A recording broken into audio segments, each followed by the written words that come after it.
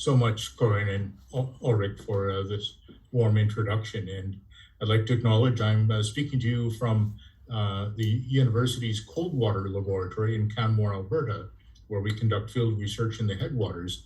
And this is in the lands of Treaty 7 and home of the Métis in the Bull River Valley. So many nations have called the Bull River home, and one of their names for the river translates as cold water, and the lab was named in respect of that. And it is very cold water, but it's getting warmer, and that's what I'm here to talk to you about. I also just want to say one thing. This is such a delight to be speaking to this College of Arts and Science event. I stepped foot in the College of Arts and Science for the first time as a teenager. I got off the train with a trunk and a backpack in 1979 and found my home. And that was a wonderful event in my life, and the long association with the college and with the College of Engineering, from which I have a PhD, and the School of Environment and Sustainability, and the Global Institute for Water Security, of which I have had roles in over time, have been a great source of pride and delight for me. So I'll move on to the talk now. And of course, this is always about partnerships and friendships and collegiality and trust, and that is how we move forward. I'll give a perspective after the COP26 meeting. It's a bit of a Saskatchewan perspective, but it's not refined to only Saskatchewan. The basis before we even consider climate change is to step back and look at water. And water, as Indigenous people around the world, and particularly in Canada, have known for time immemorial, is the basis for all life. It connects all of us together to our societies, our communities, our health, our ecosystems, our food, our energy, our recreation, every aspect of it. And without water, we are nothing. Without water, our planet is not a home for life.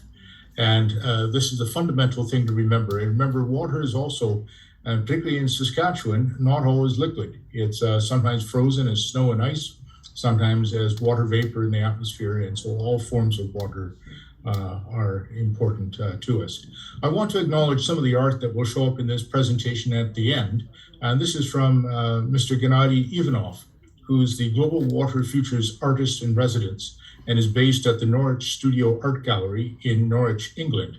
And so he's won many awards for his art, and I'll try to use it to illustrate some of the science here. So one of the massive issues facing the planet is a need for global water sustainability. We have a very dire situation right now. 85% of our population lives in arid areas, and over half the population within a decade will be living in areas of high water stress. 6 to 8 million people each year are killed from water-related diseases and disasters. And 750 million people lack access to safe water, and 2.5 billion lack access to adequate sanitation, toiletry facilities, and all the rest. And the implications on that for education, for equity, for the ability of these communities to function well and address the challenges of the 21st century, whether it's COVID or climate change or political oppression, is appalling. And it's a fundamental thing that we have to do on this planet to get our water right and get water to our people and to our ecosystems. So the United Nations is well aware of that and has developed a UN Sustainable Development Goal agenda. And these goals are to be achieved by 2030 and to make the world a better place. Critically, water sustainability is central to these Sustainable Development Goals. This is a reorientation of the usual block formation of these goals, but you see clean water and sanitation linking to poverty, to food, to health and well-being, to sustainable cities, to climate, to economy, to ecosystems, and then further out to energy, to education, to gender equality, infrastructure, industry, consumption, and peace, justice, and strong institutions. And at the University of Saskatchewan, under Professor Schuster Wallace's leadership, and in collaboration with UN University, we've established a Canada Water Decade site to contribute to the UN Water Decade on this, and to highlight the progress needed and being achieved towards these sustainable development goals in Canada as they relate to water. Critically, water sustainability links closely to hydrology, drinking water, sanitation, poverty, food, health and well-being, economy, infrastructure, communities, climate, and ecosystems. It's incredibly important to so many of the really crucial SDGs. And on this difficult, challenging situation of trying to achieve water sustainability and being so far behind, we have this.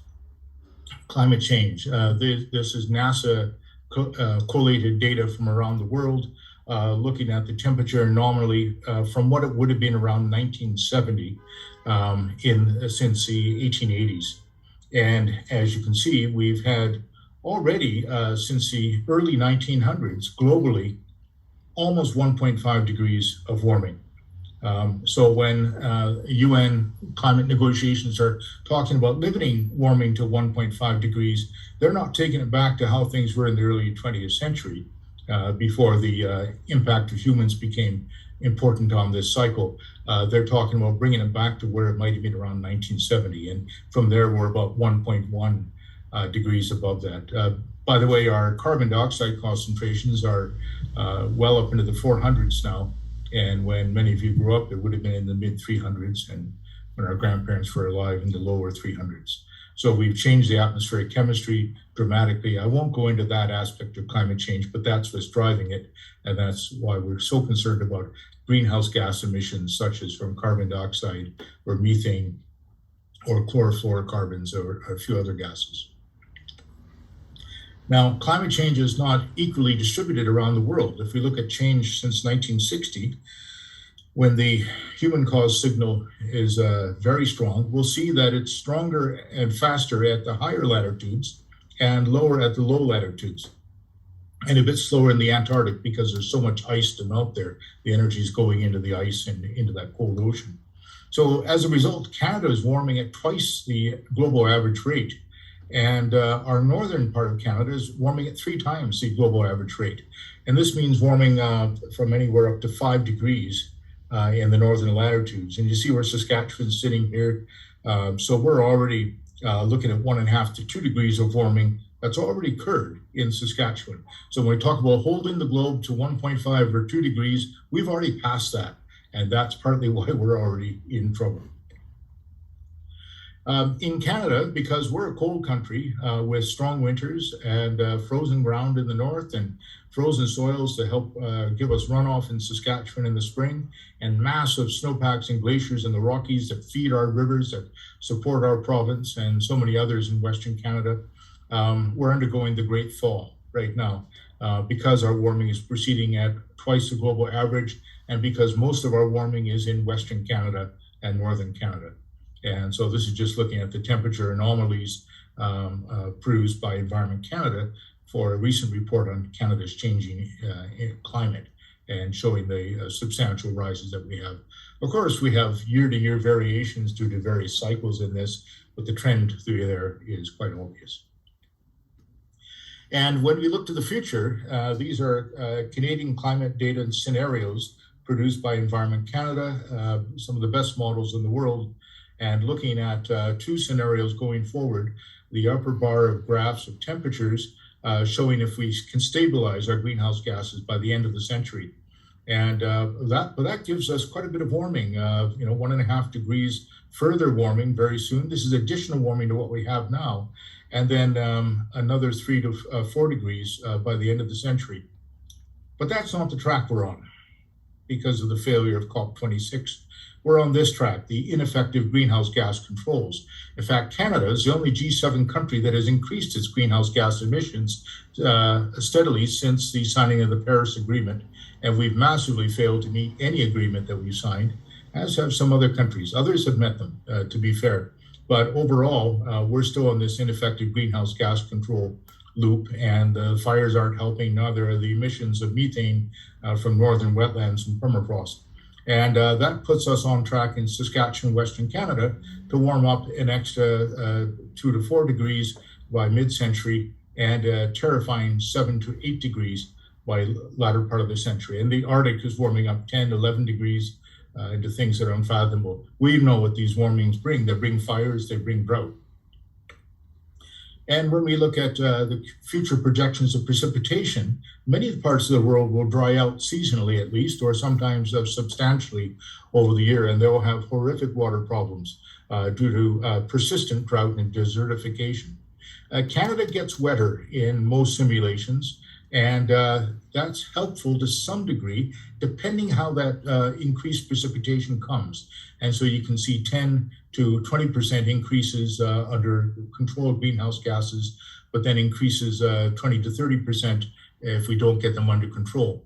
But as we've seen in British Columbia this year, and in our own experience back in 2014, and the floods in 2013 on the river in Alberta, what's crucial is how that precipitation comes down.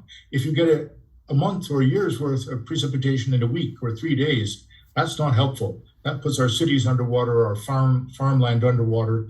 It destroys our highways, roads, and infrastructure. How many times has the Trans-Canada Highway been washed out this year? How many times was it in 2013, 2014? On and on. You know, our basic infrastructure is very vulnerable to these types of extreme events, and the costs are massive. The climate change causes a change in the hydrology. When we look at the snow-based hydrology, their interactions with the climate, we get more rainfall, less snowfall, reduced blowing snowstorms, earlier, slower snow melt, and basal ice layers forming on top of our soil at the bottom of our snow. These ice layers promote more runoff in the spring, and that can be quite damaging. And of course, we've seen that. Who needed special spikes to walk around on their shoes in Saskatoon 30 years ago? Not much, but you sure do now. Look at the vegetation interactions. Warming up, we will decrease the density of trees in our boreal forests, increase the snowmelt rate there. In open areas, we'll see infilling of vegetation and increased snow accumulation in our forests. When melt comes, it will come earlier and drive an earlier stream discharge, shifting, say, from May and June to March and April. And some cases reduce discharges, reduce summer flows, but higher winter flows. And some of these changes are already starting to occur, but we'll see more of them on our major rivers through time. Compounded on that is that we're guilty in Canada of utterly inadequate water management. We have allowed in Saskatchewan our beautiful lakes and ponds and rivers to become loaded with nutrients and host to harmful algae blooms, such as you see in Buffalo Pound Lake here, that affects the drinking water for Regina and Moose Jaw. We've put our communities and our infrastructure too close to rivers that tend to flood, and this creates terrible problems. We've become dependent upon melting snow and ice in the mountains to get us through droughts, yet we're losing these same snow and ice reservoirs very quickly. And in our prairie landscape, we haven't been very good custodians of the land. We have allowed salinization from sloppy oil and gas exploration of our wetlands. We have contributed to contamination of many water bodies.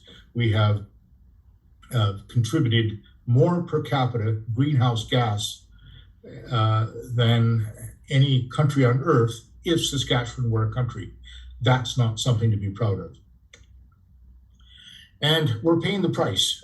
Disasters in Canada tend to be associated with climate variations and extremes, and they tend to be water disasters. This is the disaster financial assistance arrangement from the federal government to the provinces and communities, and showing the expenditures from the 1970s up until 2014. I wish I had a graph for 2014 to 2021, it would be off the scale of this chart dramatically. When we total up BC, the destruction of Fort McMurray, the floods in Quebec and Ontario, and in British Columbia and Northern Canada that have occurred since then. But over the 10 years from this Parliamentary Budget Office report was prepared, Manitoba, Saskatchewan, Alberta accounted for 82% of all the weather event costs. Almost all those were due to flooding. And it's important to put that in context. Globally, water disasters caused 2 million deaths from 1970 to 2019 and cost $3.6 trillion US in economic losses. We cannot afford locally, nationally, or globally to be carrying on the way we are. This will bankrupt us as a civilization. We also have drought, and drought in the less economically developed parts of the world results in massive deaths and starvation. In Canada, it results in economic deprivation. Almost $6 billion damage from the drought of 2001-2002 in Saskatchewan. And then we have the drought that occurred this year from an exceptionally hot blob of air, the heat dome that persisted over Western North America, including Saskatchewan, and took us 4 to 5 degrees Celsius above normal for weeks on end. This is an average from June to July 2021 in this U.S. government analysis on the left-hand side. And when we look at the Government of Canada's drought monitor, we see even as of the end of the growing season this year, at the end of October, we're still in drought across the prairies, exceptional drought in many areas, including Saskatoon. And we have a nationwide drought that extends from British Columbia to Newfoundland and up into northern Canada as well. And until those heavy rains hit on the west coast of BC, Vancouver Island and Vancouver were also in exceptional drought. So these droughts manifest as forest fires in the north, as agricultural drought in the agricultural regions, and as lack of water supply for our communities and ecosystems everywhere. That is just the latest manifestation of the water crisis that Canada's in. We have thawing permafrost in the north, disappearing rivers due to glacial retreat in the Kluane National Park, river flows causing the decline of 15 environmental health measures in Wood Buffalo National Park. The floods out of the Rocky Mountains in Calgary in 2013 cost $6 billion, displaced 100,000 people. The floods in BC in 2017 and 2018 cost $1.25 billion. The floods in the prairies cost $1.8 billion just back in 2014. The floods in Toronto in 2013 cost $1 billion. The floods in Ontario and Quebec in 2017 cost $223 million. And Manitoba's been affected. Everyone has been affected. And then we have the disgrace of our inadequate water quality for rural communities, particularly Indigenous communities, where they do not have safe drinking water because they do not have the water is contaminated in the first place. And the second, they do not have adequate water treatment facilities or sanitation facilities to treat the sewage after it's discharged back into those waters. These are some big issues that we have to develop and work on. So how do we move forward? Well, focusing on water as the connector is the way forward to reducing disasters, adapting and managing climate change, and achieving sustainability. And this is recognized by the United Nations Education, Science, and Culture Organization, UNESCO, that sees water as a way for greater collaboration and cooperation to achieve various targets around the world. And it can be for us as well. So here's a view of the South Saskatchewan River Basin that connects us all, but it's not a view you've probably normally seen. This is a systems water resources engineering view of the river system. And here we see Lake Diefenbaker, the South Saskatchewan River coming out of Alberta through the Red Deer, the Bow, and the Oldman rivers. The diversions that we have through systems, the diversion through the Capel system, the flow through Saskatoon, and then downstream to Manitoba. So this is just to emphasize what a heavily managed water system we have. The South Saskatchewan River provides water, the Saskatchewan River provides water for over 70% of the province's population, supplies Saskatoon, Regina, Prince Albert, Moose Jaw, and cities as far away as Humboldt and Kindersley. So it supplies our potash mines, our irrigation districts, on, and provides hydroelectricity. So it's incredibly important to us, but it's a heavily managed system, and it's managed by 3 different provinces and a bit by the United States for some of these flows come in from. So it's a challenging thing to deal with. So we need to look at the future of that together. And here's one way to do it. We can couple climate change, hydrology, and water management for our Saskatchewan River Basin and do this in a modeling framework, and that we can link water quality, economics to social impacts, policy support, and allow for better decisions to be made as we face the future in this basin. And we're doing this in the Global Water Futures Program. One of the models is called MESH, and it's a hydrological land surface scheme. I won't go into its details, but we've been working on it for decades as a cooperative effort in Canada through the universities and the federal government. It's being led by Professor Al Pietranero, who was director of the National Hydrology Research Service and now leads the core modeling team along with Martin Clark in Global Water Futures. But this takes into account the topography, the river networks, the soils, the land cover, the vegetation, and the water management to put together hydrological models like this. And we can run these over time. There are thousands of grid cells in this model, taking account of the evaporation, the precipitation, the storage of water in the soils, the runoff generation, which you can see is mostly from the mountains and a bit in the boreal forest, and then the soil moisture in different layers. And we can predict all these things for the past, the current time, and for the future. And so if we average out things like the precipitation over the basin, we see it's mostly coming out of the mountains and a bit in the boreal forest, with the vast dry Palliser Triangle in the middle that the rivers are flowing through, but that the evapotranspiration, this is the result of transpiration from plants as their primary productivity during their photosynthesis occurs, and evaporation from water bodies and from snow, together is driven over the prairie region, particularly downstream, where vast amounts of that precipitation are used. So without the heavy precip occurring in the mountains, the evapotranspiration downstream couldn't occur.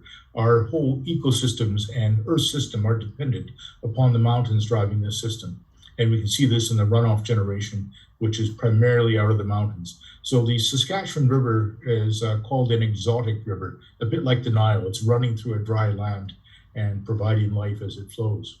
And we have to look after it the way the Egyptians have looked after the Nile, which they saw as a bit of a god sometimes. So we don't have to call our river a god, but we have to treat it well. And what will happen as we move into the late 21st century under the most likely climate change scenarios, we see an increase in precipitation over the whole Saskatchewan River Basin, particularly in the winter months, and much less in the summer months. That's bad news a little bit for us. And when we see the change in evaporation or evapotranspiration over the basin, there's an increase for the winter months, but a big increase in the summer months. So that implies more water on the land to evaporate and greater ecosystem productivity to transpire that water vapor back to the atmosphere. But then you see it drops off quite a bit in late summer where things are a bit too dry. So that suggests, even though these are just average results, we have to look for the fear of droughts as well in the future. When we look at flow volumes in the river at various points along it, from the Old Man River mouth, the Bow near the mouth, Red Deer in the Bindloss, these are all in Alberta, we see flows increasing over time, generally because of the increase in winter precipitation in the mountains, generating more runoff there. And when we look downstream at the North Saskatchewan at Edmonton, or the Battle River near the boundary, or finally the South Saskatchewan River at Saskatoon, we still see these increases in flows, but also a tremendous increase in variability of flows. And when you see these high marks in the graph here, this is a 30-year representation. Those can be flood years, and these are annual flows. So the details in it are not apparent in this analysis yet, and it's something we're working on to produce reliably. But we will have that very soon. So far, what it's showing is increase in floods, increase in droughts, but overall, generally, an increase in water availability over the basin and the rivers. So the question would be how we manage that. Now, those are the large rivers. When we take a look at these small creeks and ponds and wetlands under climate warming, we see problems here. That climate warming alone will dry out prairie soils, streams, and wetlands. And this is the percentage change in the mean annual runoff from small basins in the prairies. These are the small streams, the creeks, the coulees, and the ones that feed the water levels in our sloughs for every degree of warming. This is also the water that's available to recharge our groundwater for drinking. So we see substantial changes when we're looking at potentially 3 to 5 degrees of warming, and we're seeing up to almost 15% reduction in these flows per degree of warming, we have serious problems, particularly in southwestern and southern Saskatchewan. So that's work by Chris Spence and Kevin Shook and Shoha Hay in the Prairie Water Project with Global Water Futures using the Cold Regions Hydrological Model. Taking the same model, we could look at the sensitivity of stream flow of these small prairie streams in various parts of the prairies, Red Deer, North Battleford, Swift Current, Brandon, under increasing temperatures up to 6 degrees, and we see stream flow dropping substantially in these basins, some more than others. These are various configurations of wetlands, so we don't need to go into the details, but it gives you the trend for various types of streams.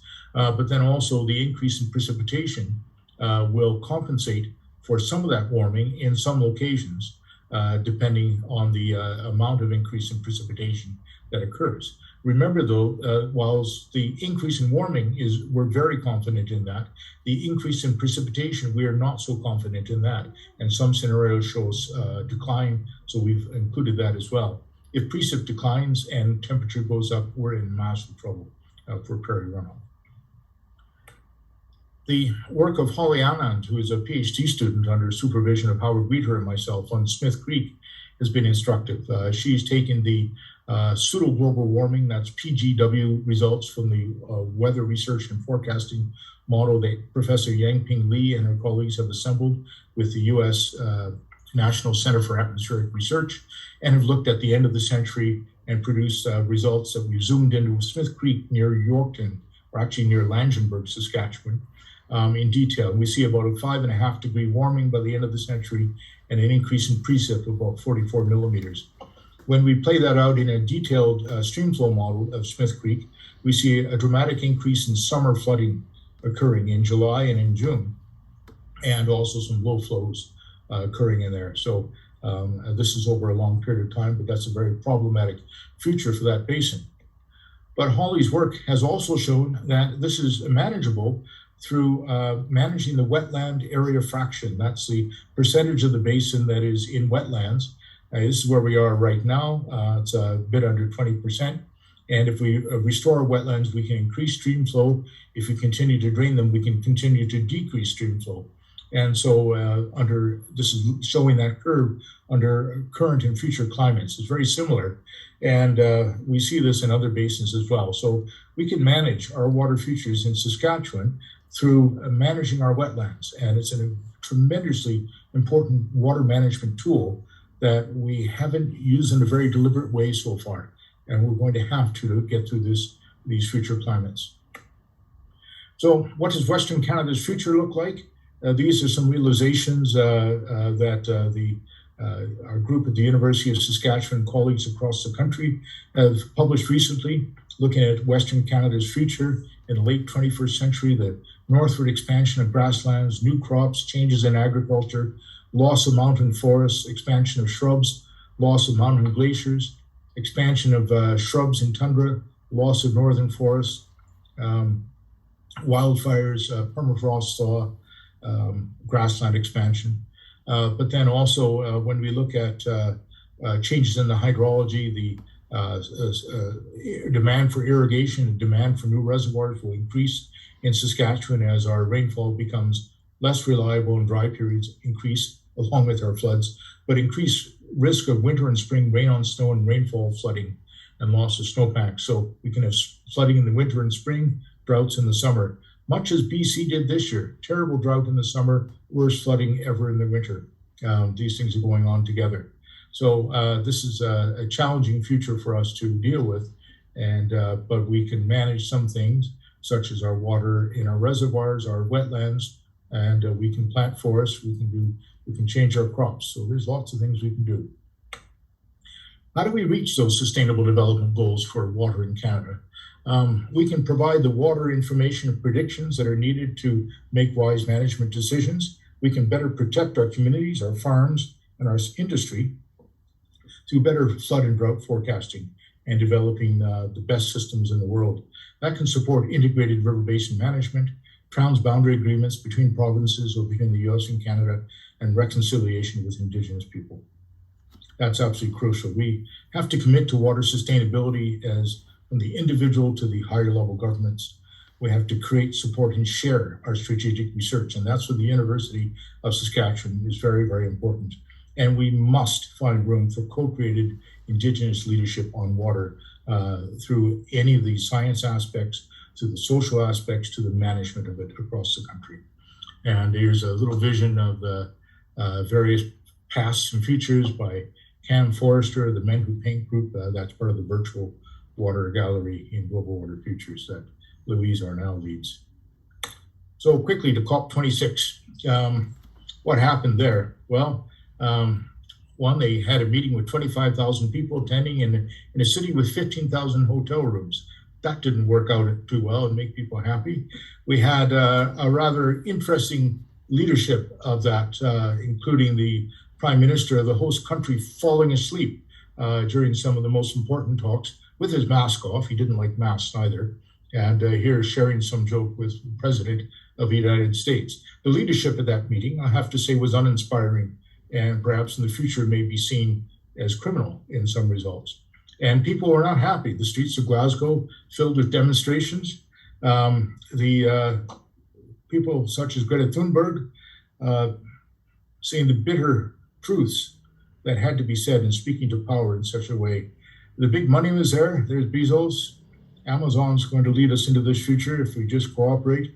And then leaders agreeing to replant the forests after they cut them down as a way to move forward. So the agreements there were wholly inadequate to hold the amount of climate warming into levels that are manageable for our society and for the rest of the world.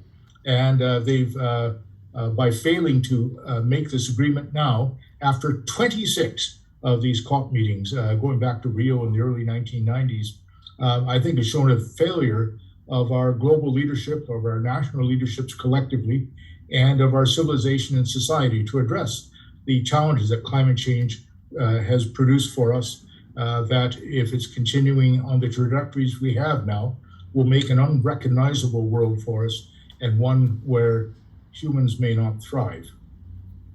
So what did we do at COP26? We talked about science, but we also talked about art. And I want to show you a bit of the Cold Regions Warming exhibition that Global Water Futures developed along with artist Gennady Ivanov and Professor Trevor Davies of the University of East Anglia in England. And this is done under the auspices of UNESCO and was part of the opening Leaders Summit day for this. First, some photographs from it. I was at the Chrysler Pavilion. It was wonderful to see Saskatchewanian Ralph Goodale, who's now the High Commissioner to the United Kingdom from Canada, there as a supporter of it. The Director of Sciences for UNESCO, Dr. Shamila Nair Badoul, who has family connections in Saskatchewan, and Neil Mishra and the Water and Climate Coalition, so Johannes Coleman. So it was a wonderful group there giving talks. The art had lots of people coming through, and they were interested in the art because you know what, there are a lot of graphs and lots of charts and lots of scientific messages, and sometimes you need the art to get through to people's souls and to their hearts. Here's some of Gennady's art. This one is called The Denier and the Bear. It shows the problems of taking scientific data and taking this in front of the community that continues to deny the basic science of climate change, the basic facts, the basic observations, and the misery that this puts scientists in sometimes. This is one called Impermanent Frost, based on a painting he made of thawing permafrost slopes in the Northwest Territories, where you see the ice turning to water, and this is based on a scene that exists in nature with the forests falling into the cliff edge on a very active way. You can sit there in the afternoon and watch this happen. With the rapid thaw of permafrost around Canada and Russia and many other parts of the world, and some interesting animals coming out of the ice, including viruses like anthrax and other surprises yet to come. This one he calls Permafrost Thawing Reunites Distant Cousins. The polar bear, the muskox, the cave bears, some other mastodons, others are coming to get to see each other again as their world thaws.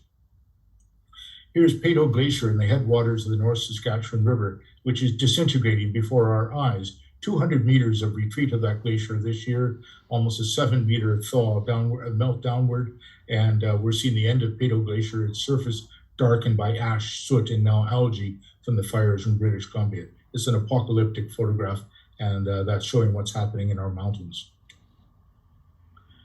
Here's a river in the Yukon breaking up in mid-April, way too early for it after a short winter, and the ecological problems that causes are manifest.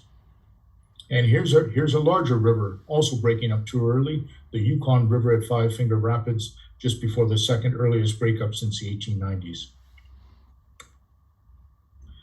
In Saskatchewan, a painting talking about the quandary we have with extreme precipitation, destruction of our infrastructure, and yet the irony of our massive production of fossil fuels, the end of the endless oil train under a storm in Saskatchewan. And concerns about our smoky, hot skies, temperatures up in the 40s, and drought on the prairies. Is this the end of our summers? Is this what the end of our summers will be like in the future? So I just want to emphasize that failure at COP26, which is what I believe has happened, means freshwater insecurity for the planet. And remember, no water, no life. But we can still choose our water futures. We can still come together as a society. We can deploy science, innovative governance, bringing our communities together in novel ways to address this. We can still get through this, but we have to hang together to do it. And so thank you very much, and I'll stop right there. John, thank you for another comprehensive, thought-provoking presentation. I appreciate the urgency that you convey. I appreciate the focus on what we should expect in Saskatchewan, the costs associated with lack of action on climate change mitigation, and the impacts of poor water management. Really thank you for the actionable solutions, and there are a couple of questions that have come in on those that we'll ask in a couple of minutes. And of course, important to me, the issues of equity within and between countries, including Canada, associated with water. So on behalf of all of us, thank you for that. Thank you. So